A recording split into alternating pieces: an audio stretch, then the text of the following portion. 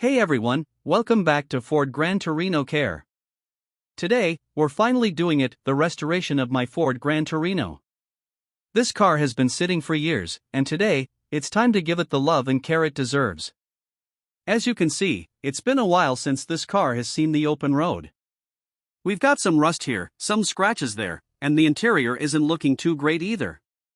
But today, we're starting the journey to bring it back to life. Let's start with the basics, getting this thing clean. I'm going to wash off all the dust and grime and see what we're really working with. This isn't just a cleanup, it's about bringing out that shine, letting the world see the true beauty of this Gran Torino again. Next, it's time to tackle some of the damaged rust spots and small dents. I'll be using Rust Remover / Filler product name to get this cleaned up and prevent any further damage. It's amazing what a little elbow grease and the right products can do. The interior is where we can really make a difference. I've got some new upholstery for the seats and a kit to restore the dashboard. This car is going to look and feel like it did back in the day.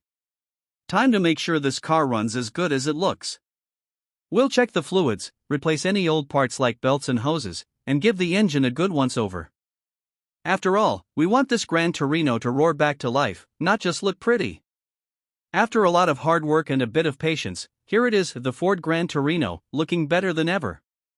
It's been a labor of love, but I think it's worth it. What do you think? Drop your comments below and let me know your thoughts. Is there a classic car you're working on? Share your stories with us. Thanks for joining me on this restoration journey. Don't forget to like, subscribe, and hit the bell icon so you don't miss any of our automotive adventures. Until next time.